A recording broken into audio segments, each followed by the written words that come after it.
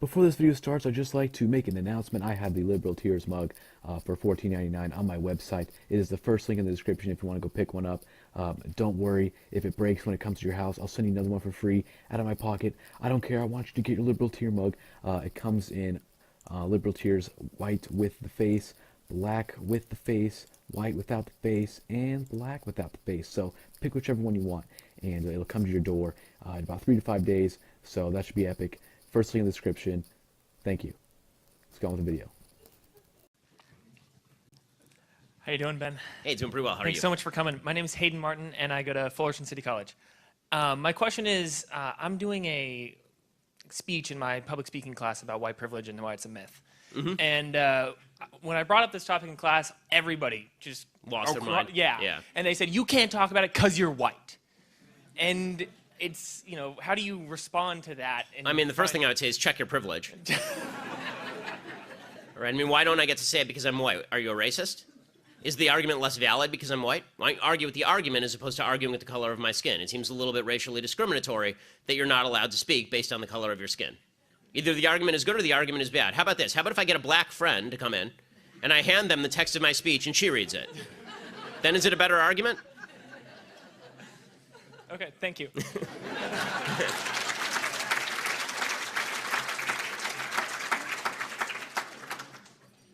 Hi Ben, my name's Kyle Chu. I'm at Saddleback. Thanks for coming out. And lately, in the last couple of months, I've noticed the rise of populism disguising itself as conservatism. They use the name conservative while taking to personalities as opposed to principles, and they call people conservative values. I think it's spineless idiots and cucks, things like that. Exactly. Yes. You probably heard them all. And I've even heard them say Yes. in the last couple of days that Reagan and Buckley conservatism is dead. But Yeah, they still I heard a call member of the themselves White House say that conservatives. conservatism is sclerotic So yesterday. how would you address these people, and what would you do about populism disguising itself as conservatism? Populism is not an ideology. Populism is a strategy. Okay, Bernie Sanders is a populist. Donald Trump is a populist. That's a strategy. It's not an ideology. Populism just says, quote unquote, the people should rule, and I'm going to appeal to the people directly as opposed to the elites. And anybody can do that routine. It's just a political strategy. So when people disguise a strategy as a philosophy, I think that's wrong. You have to say, okay, what do you mean by populism? And then we can boil down whether it's something that's worthwhile or not. But when people just say populism and then they say, well, it's the power back to the people, you have to ask which people, what power. Like, let's get a little bit specific here. Because if by populism you mean $1 trillion infrastructure plan, well, I remember when there was a populist leftist who was saying the same thing and we didn't like it so much. Right, so, but if by populism you mean that you want to cut down regulations because you think that people are being beaten down in West Virginia by energy regulations, that's a different sort of populism. So you need to tell me what policies you're espousing.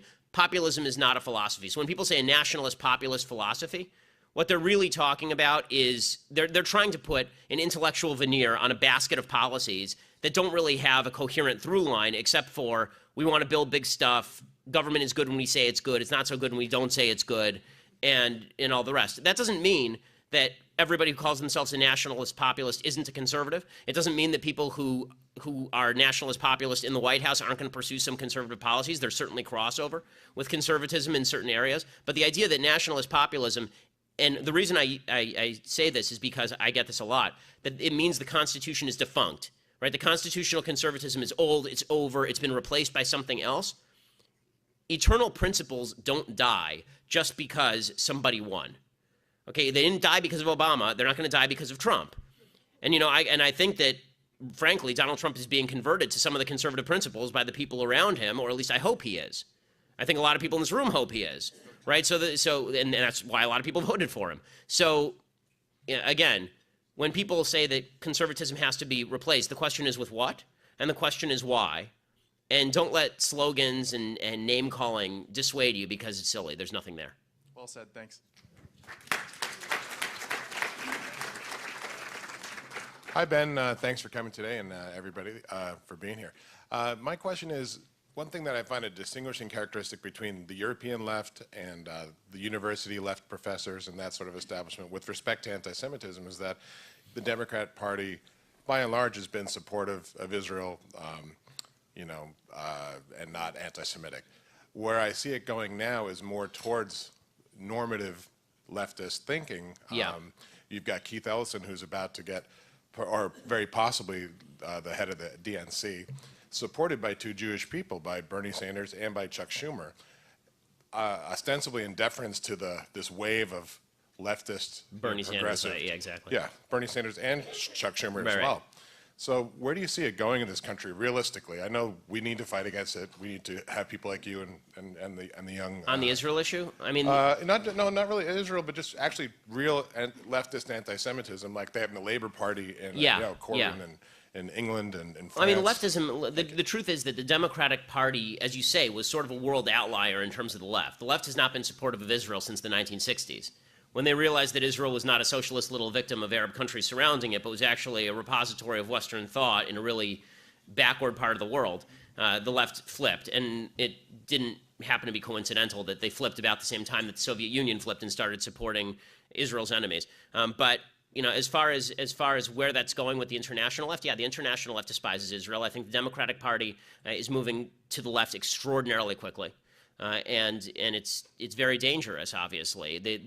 The old school, this is why I think that there is a realignment taking place, and I don't think that the only realignment that's taking place is on the right. I think there's some realignment taking place on the left. I think a lot of old school people on the left who were supportive of Israel are looking at the new Democratic Party and they're going, wait a second, this is not what I signed up for.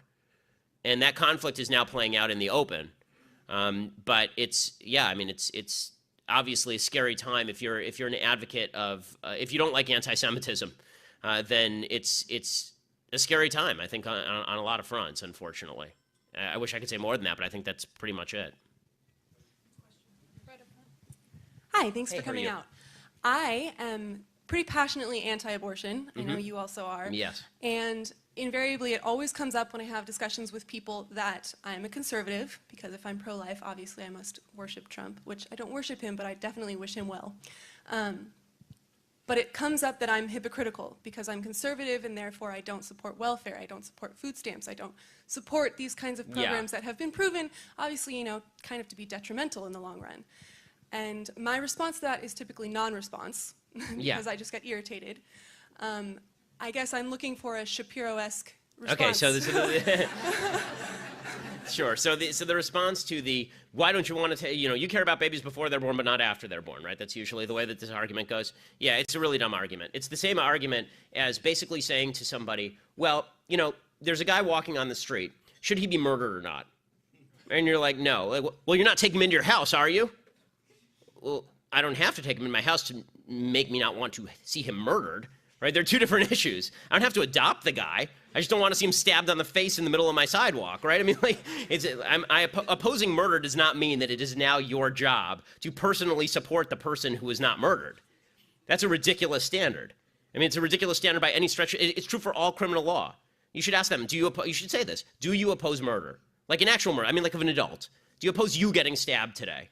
Right, or your friend getting stabbed today. Presumably they will say yes. If not, then you should run. But it's but if you say, this person, you see this person walking by, do you think it would be good if they got stabbed, or okay, or acceptable? Would you look the other way if they got stabbed? Presumably they'd say no. You say, well, why don't you adopt? But you're not willing to adopt that person. I mean, you don't care what happens to that person as soon as they get out of your eye line, right? As soon as they're gone from your sight, you forget about them entirely. What about their problems? What about the fact that they can't afford contraception? How about that? You're going to take care of their contraception now? What they do, the left likes to do this. They take two questions and they conflate them, and then they pretend that they have moral stature because of that. Right? They do this on abortion a lot. Right? They do it. Their favorite is not that one's a big favorite. The other one that's a big favorite is rape and incest. What do you do about cases of abortion and rape and incest? And as I've said before, how about this? Before we, you can answer the question. I'll give you my answer to the question. But before we do that, how about we stipulate that all of the abortions that are not done for reasons of rape and incest are bad? If you're willing to stipulate that, then I'll take on your second question. Or is it just that you want to talk about rape and incest because you want to lump that together with all the other abortions? Which is really what they want to do, right? They want to say rape and incest, we'll take the hard case and then we'll use that and pretend that that's like the normal case. Okay, 98% of all abortions are not rape and incest. So how about this? How about you assume how about this? I would even make the trade, just for the sake of saving babies. If all we could do was save 98% of the babies who are not conceived through rape and incest, I'd make a trade with you. It'd be the worst trade ever, but I'd make the trade with you that rape and incest we could still leave up for discussion, but the other 98% of babies, no. Are you okay with that? And of course they'll say no. Say right, because you don't want to have this argument. You're just trying to do a gotcha question. As far as the answer on rape and incest, by the way, the proper answer on rape and incest, if you're a pro-life person on these issues, is rape is horrible, rapists should be castrated or killed, incest is evil. That doesn't mean you get to kill babies. They're two separate issues.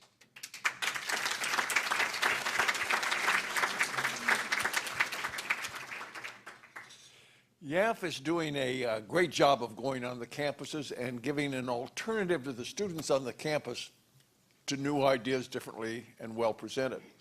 My question, though, is that for a long, long time, the Democrats or left-wingers, perhaps better said, have been aiming at taking over education. And they've taken over, it's not just the university campuses, it's the high school campuses, it's the grammar schools. What kind of a long-range plan would you suggest or throw out some ideas on how we could go about taking back the educational system? So I think that obviously the first step is to maintain local control of the education system. The biggest problem is that as you federalize it, it tends to get more lefty. The second step you could do would be to get rid of public sector teachers unions, because all of them tend to be left, and the reason they tend to be left is because then they can unionize against the government, which means against the taxpayer, so they're in favor of bigger government just so that they can get paid more. It's what the public sector unions do. So you get rid of public sector teachers unions as they did in Wisconsin. That'd be a good step. And honestly, my biggest answer is give people vouchers and make it more affordable for people to get out of the public school system entirely, because a lot of the public school system, particularly in California, sucks. I mean, I went to LAUSD. LAUSD is the worst public school district in the country. It's enormous, and it's bloated, and it should be 4 or 5 separate school districts. But because it's one city, they've made it one giant school district, and it's administered by a bunch of leftists administrators. So I think that's the easiest solution. But that requires particularly religious people to get very active and say, I'm not going to. It may be cheaper for me to send my kid to public school, but I'm not going to because of the values involved.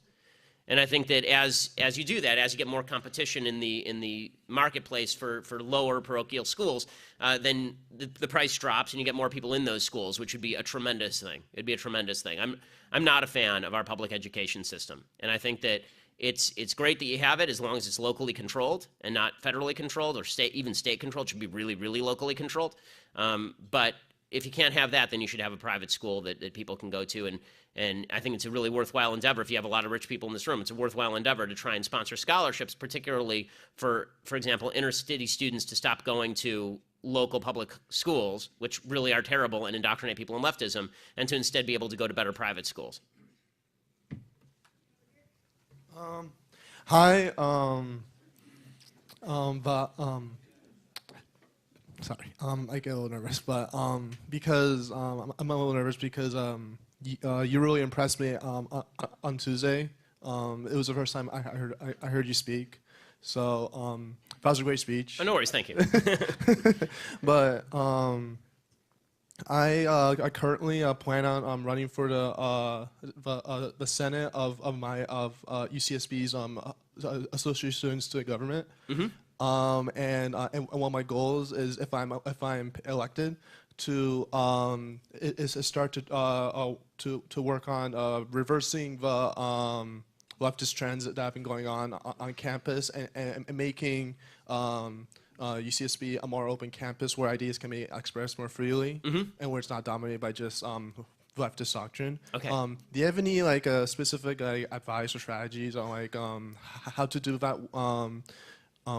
without being too ideological, as in being without being too specifically partisan? Yeah, I mean, I think that the best way to do that is to propose general rules that also happen to apply to conservatives. So there should be a general rule at all these campuses that the administration should not be able to tell police officers not to remove protesters. Like, this has been a big thing. It didn't happen at UCSB, thank God, but we've had a bunch of situations where administrators have told police officers not to remove protesters on campus, or they'll shut down the event. That actually happened at University of Wisconsin, so we had all these idiots actually line up in front of the room to protest for 15 minutes, and when we asked the cops, why don't you just take these people away to the loony bin, instead they suggested, they said if we shut them down, we have to shut down the entire event. So I think that a good measure would be to say, just as a general rule, no one shuts down events. If you try to shut down an event, you're immediately booted. When it comes to student funding, the truth is that at a state school like UCSB, it's a violation of the First Amendment for viewpoint discrimination to be the rationale for shutting down any event. And we've tried to launch lawsuits along these bases on various campuses, including CSULA. You know, whether or not the judge was into it is another question. But I think that that's a good place to start. As far as fighting back against some of the more leftist policies that are open, so for example, you know, a lot of these campuses try to vote for divestment from Israel, as an example, for no reason. It's like there are a bunch of students here and they divest from Israel like anyone cares. I think the best counter to that is you should lead a divestment movement against Iran. Right, and say, like, why is it that you won't back a divestment movement against Iran, but you'll back a divestment movement against Israel? Oh, right, it's because you hate Jews. Which is the actual reason, right? So I think that for me to give you better advice, I'd have to have like the specific stuff that you were trying to stop. And I'm happy to give you advice on that sort of stuff. You can just contact the app and they'll give you my email address, and I'm happy to respond to that more specifically. Hi, Mr. Shapiro. Thank you so much for speaking to us today. My name is Tiffany Haas, and I'm from the University of Southern California. As you mentioned in your speech, we've seen the rise of safe spaces on our campuses. In some cases, universities will bring in psychologists to these meetings, and they'll notate how students are feeling anxious, scared, or panicked after seeing a conservative speaker. Mm-hmm. I specialize in that, yeah. I actually get kickbacks from the psychiatrists. It's a very lucrative business. Considering your legal background, do you think that this so-called evidence can substantiate the silencing of conservative voice? No, and I don't think that most of these campuses actually, the truth is that when we speak on most of these campuses, the administrators are generally pretty good about trying to facilitate. They kind of stop us in small ways, but as a general rule, it's very rare that a campus will be like DePaul and just shut it down because the kids, you know, because the snowflakes melted. But when, as far as the idea that kids' feelings are hurt, and welcome to the real world. If you're feeling, this is my catchphrase, right? I'm like a TV character. I have my own catchphrase. My catchphrase is, facts don't care about your feelings. And unlike some people who speak on campus, my goal in speaking on campus is not specifically to offend people. The easiest thing in the world is to offend easily offended people. I mean, it's very, very simple. I mean, going on campus, it's always the stuff that goes viral. It's like, ooh, snowflake triggered. Okay, honest to goodness. If you drop a pencil near these people, they flinch. It's the easiest thing in the world. So whenever you see somebody, oh, wow, he's a star because he made some leftist cringe. Okay, if I say he to a man, a leftist cringes. So it's not difficult. But what is troubling is the tendency to, as you can tell from my speeches. When I go on campus, I actually reel off stats and figures. And when people ask me questions, I cite specific legal cases. And I try to be as specific as possible about the factual evidence that I provide. If they're offended by that, that's their own damn problem. And if they want to be offended, and that's their choice, because you can choose to be offended or not. If you want to be offended by what is clearly non-offensive language, then good luck to you in the real world where no one cares. I mean, try that on your employer. They come in and give you an assignment in the morning, you go, oh my God. You're going to be out on your ass the next day. And you should be. You should be fired immediately for that kind of crap. So I would hope that our schools would start, actually providing the necessities for holding a job in an actual society, as opposed to being diversity studies coordinator at USC. Thank you. Well, hello, Mr. Shapiro. Thank you for coming. And I really hope you come to UCSB more and Santa Barbara in general. We really appreciate you here. So I kind of have a I love Santa Barbara, although I will say I was walking along the train tracks here and there was some crazy guy talking to himself and I thought, what is Harry Reid doing here?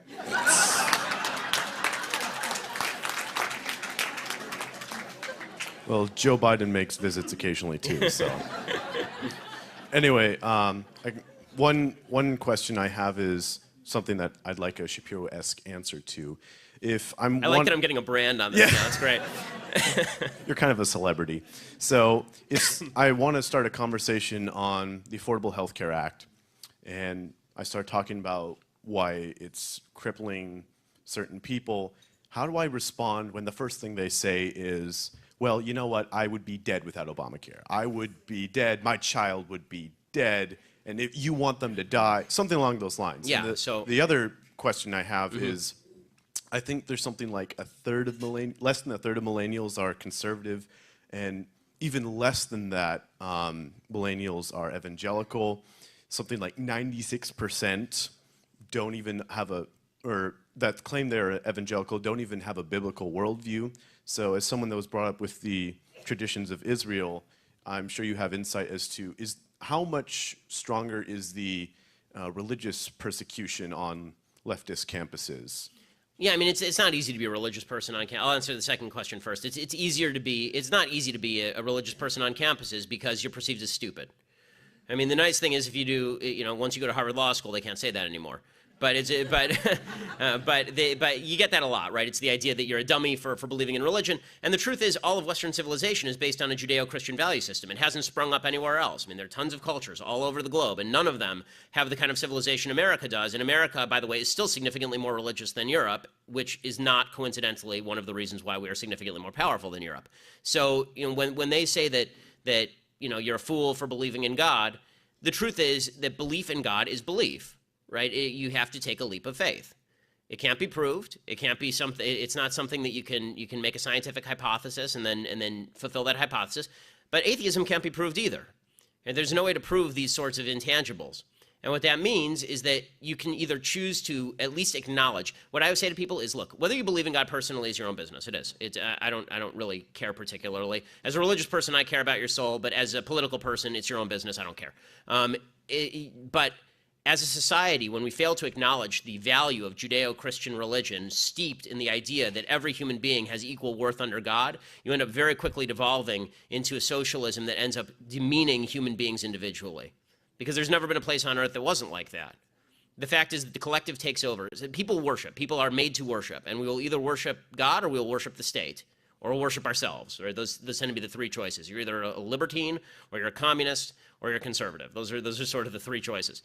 So I think that when it comes to defending religion, it's easier to defend the system of religion than particular religious belief because we all have different religions, we all have different religious beliefs. Even among Orthodox Jews, there's a lot of diversity of each individual has their own relationship with God, and you can't argue anybody else into your relationship with God. What you can say is, here is something that is unquestioned and undoubted. Judeo-Christian religion has created the foundation for the greatest civilization in the history of mankind, and ripping away the foundations of that civilization on behalf of a philosophy that really has never built anything without those roots in Judeo-Christian. Atheism, modern atheism, has its root in Judeo-Christian religion.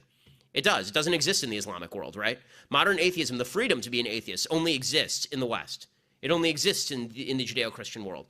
The freedoms that the left bases its whole worldview on are within a milieu that was created by a religion it despises. You can't just take a battering ram to the foundations of civilization and hope the superstructure stands. So that's my answer as far as God. As far as the first question about the Affordable Care Act and when people cite tragedy, I mean, first of all, I think that the first answer you should give, because it takes them back, is, first of all, what's going on with you? Please tell me, please tell me, what's your health problem? And tell me the health problems that you're experiencing. And is there any way that I can personally help? Right? I mean, because here, what they're saying is you're unsympathetic. That's really, their argument is not an argument. Their argument is an emotional appeal. They're not arguing that the policy is better. They're arguing the policy is better for me. Okay, I can't argue with the policy is better for you, because it might be better for you. Right? If I confiscated all wealth in the United States and gave it to that person, presumably that policy would be better for them. It wouldn't be great for everybody else.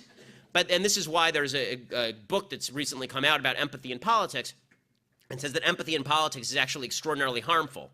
Because when you put yourself in the other person's shoes, you only care about the other person. You forget about the millions of other people that it affects. And so you saw this at the town halls. I talked about this, I think, 2 days ago on my podcast. If you looked at these town hall events, people were doing this. They would go out to these town halls.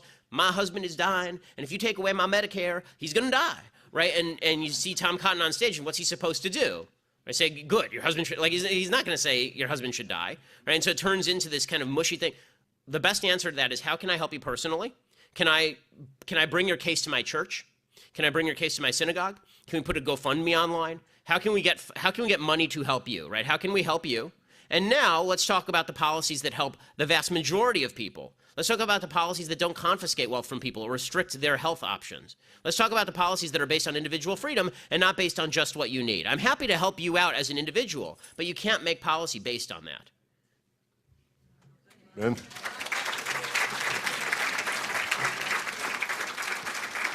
Ben, at UCSB, you skewered income inequality, but you said it so fast, I didn't get it all. Yeah, sorry. So would you repeat it, please? Not to be insulting to anybody who's above the age of 60, but one of the reasons a large part of my audience is under the age of 40 is because I speak at 76 RPM. What I said about income inequality is a few things. Number one, the idea that the people who are very, very rich somehow stole from the people who are very, very poor, and that's why they're very, very rich is stupid. Poor people are poor and don't have lots of money to steal. Okay, so the idea that Bill Gates got rich by ripping off a bunch of homeless people. Homeless people were not buying Microsoft, nor was he going to them, forcing Microsoft on them for them to stick into their boxes, right? Like that's not how he got rich. The way you get rich in any free functioning economy is by participating in an enormous number of voluntary transactions that benefit both sides. You should care about the question of poverty. You shouldn't care about the question of income inequality.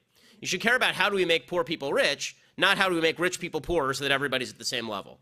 Because that's just you being jealous. That's just you not liking the guy's house next door because it's bigger than your house. And look at that, he has a big house, I have a smaller house, maybe I'll just go rob his place. Right? That's not moral and it's not decent. And it's also not true. The fact is that while the left decries income inequality, the evils of capitalism, since 1994, the world extreme poverty rate has been sliced in half by increased capitalism and by free markets. Right? I mean, the free markets that are now being bashed left and right, those free markets are the greatest innovation in the history of humanity when it comes to the economy. It's why you have nice stuff. It's why you're not sitting in your backyard right now crafting your own handmade tie from a sheep that you had to shear yourself. I mean, I thought there's a great thing. I mean, just there's a little bit of a caveat on trade. I thought my favorite story of the last few months, there was some guy who decided that he wanted to make himself a BLT and see how much it cost to make the whole thing himself, right? Like from scratch. So he actually went and he bought a cow, and then he like killed the cow, and he went out and he got a pig, and he went out and he milked and he made the cheese. He went out and he grew some wheat, and then he milled it. Right, this whole thing. It cost him $1,600 to make a BLT, and it took him 6 months.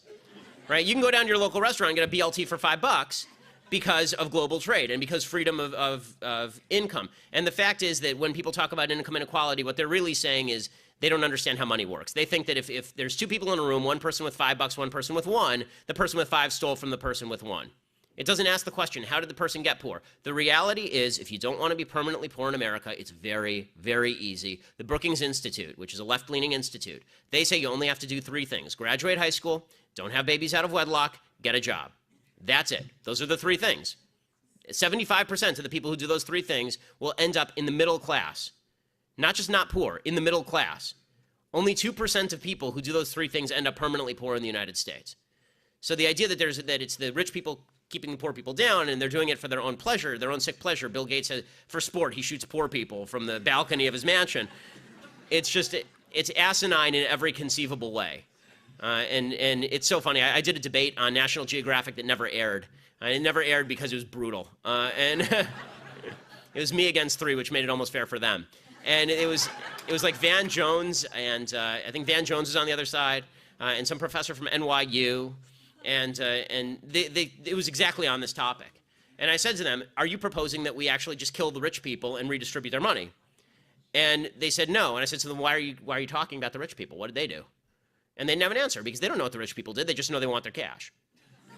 The idea that income inequality is correlated in any way with overall poverty is really silly. There are countries with really high income inequality and very low overall poverty. That's like the United States. There are countries with 0 income inequality, Sudan, and nobody has anything. Right? So the idea that the differential is the statistic that matters, it doesn't. The fact is, in the United States, 9 out of 10 Americans are living above the global middle income standard. Right? Everybody in the United States is rich by global standards. And you want to get rid of the income inequality by destroying that, good luck to you. We have one final question back here. Hello, Mr. Shapiro. My name is Andrea, and I am a Cal State LA student. Yeah, good luck to you. I'm actually originally a Northern Californian. And so I'm from an area that's actually a bit more conservative than out here. And so making the transition to living in Los Angeles, a very liberal city that has a perception of conservatives as being rather racist and... You look like a racist to me. Do I? I know I'm the only one here. Oh my gosh. So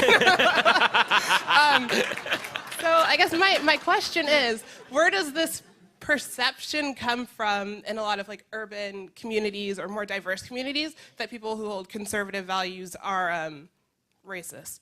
I mean, I think that the perception comes from a consistent drumbeat since the 1960s that anybody who opposes bigger government is racist. Here's a government program, and we're designing it for inner city people, people of minority ethnicity specifically. I mean, this is sort of how LBJ used to talk, actually. And anybody who opposes that obviously opposes the aspirations of minority people. Or we're in favor of affirmative action that helps black people. Look at these crazy conservatives. They're not in favor of affirmative action. The only reason not to be in favor of affirmative action is because you're a racist. So it's very easy to call people against a group by suggesting that they oppose a policy that benefits a particular group. And that's, I think, what the left has done. They've said, here's a particular policy, it benefits this specific group, and now if you oppose that policy, it's because you hate that group. Well, what if I just oppose, in general, group-specific policies, right? Which is what conservatism is. Conservatism says, you don't get special treatment if you're white, you don't get special treatment if you're black, you don't get special treatment if you're anything because you're an individual human being and your race shouldn't matter. And the left says, that's racist. And you say, well, wait, why is individualism racist? And the answer is because they don't see people in terms of individuals. So there's this great disconnect. You say individual, and somebody on the left looks at you, and the first thing they think is black person. They don't think a person with a mind. They don't think a person with their own political viewpoint. They look at me, and the first thing they say is Jew, right? Really, because this, which is why, I mean, when I did a book called Primetime Propaganda about the TV industry, and I was able to get all of these leftists on record about how they keep right-wingers out. Why did I lie? I didn't lie to them. I told them my name was Ben Shapiro. I went to Harvard Law School. And they immediately assumed Jew in LA got to be left, right? Because they judge me on the basis of group identity. The left breaks people down into group identities, and so it is anathema to them that you could be an individual with your own perspective on the universe and you ought to be treated as an individual. And it's very easy to get people sucked into that because the truth is that all human beings are to a certain extent tribal. Everybody is tribal. The less tribal we are, the better we are as human beings. I think that that's sort of the goal of religion generally. I mean, unfortunately, religious tribalism happens too, but I think that the goal of Judeo-Christian religion has been the universality of values, the goal of Western civilization, certainly the goal of America. The goal of America is that we are a nation based on a creed. There's been a lot of talk lately about nationalism. What does nationalism mean? Nationalism and patriotism, to me, mean what makes America great is the creed upon which we're based, not the color of the skin of the people here or the place they were born. That creed is what makes us a better country. It's what makes us worthy of God's favor. The left opposes that creed. The left doesn't believe that we're all individuals and that we all ought to be treated as individuals. And if you treat people as individuals, it's a blank spot for them. It's why if you say to people, you're a conservative, they will actually say things like, well, then you're not legitimately black. Right? They will. They do it to Clarence Thomas. They say, well, you're a bad black person. Really? Did the skin color come with the Democratic Party card? But that's the way they think, because group identity is what trumps all else. And if that's the case, then we're finished as a country. Because the only group identity that ought to matter is your membership in the group of people who are decent and good, who work hard for their families and make the country a better place. Thanks so much.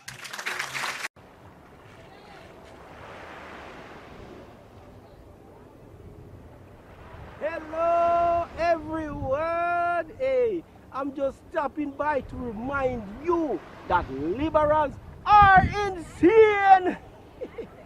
Social justice warriors are becoming more violent and triggered than ever before. Anyways, be sure to subscribe to KGP TV on YouTube and have a blessed day. Yeah, man.